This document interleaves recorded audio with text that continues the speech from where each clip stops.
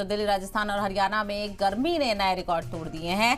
दिल्ली में हालत इतनी बुरी हो चुकी है कि यहां नॉर्मल से 9 डिग्री ज्यादा टेम्परेचर दर्ज किया गया है। वहीं अगले 3 दिन गर्मी से राहत मिलने की कोई उम्मीद नहीं है और 3 दिन के बाद टेम्परेचर थोड़ा कम हो सकता है, लेकिन इसको लेकर भी अभी इंतजार करना होगा और काफी कम वक्त के लिए ही कहा जा रहा है।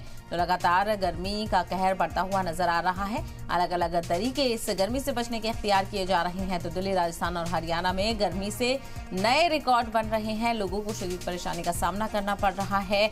वाटर स्प्रिंकलिंग की जा रही है। तो वहीं लोग गर्मी से बचने के लिए अलग अलग तरीकों का इस्तेमाल कर रहे हैं। और तो वहीं दिल्ली जो कि भीड़ भाड़ वाला इलाका है और ऐसे में शदीद गर्मी की वजह से दोपहर में सड़कें खाली नजर आ रही हैं। तो दिल्ली में हालत इतनी बुरी हो चुकी है कि यहाँ नॉर्मल टेम्परेचर से 9 डिग्री ज्यादा टेम्परेचर दर्ज किया जा रहा है, यानी टेम्परेचर 50 डिग्री तक पहुंच चुका है।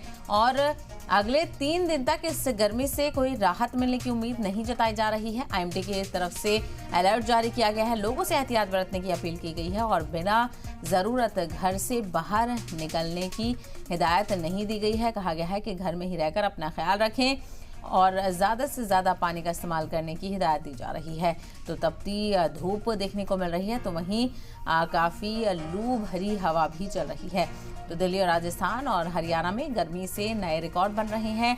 दिल्ली में काफ़ी ज़्यादा दर्जा हरारत देखने को मिल रहा है। दिल्ली का टेम्परेचर 50 डिग्री तक पहुंच चुका है और तपती धूप के साथ जो दर्जा हरारत है वो भी लगातार बढ़ता हुआ नजर आ रहा है।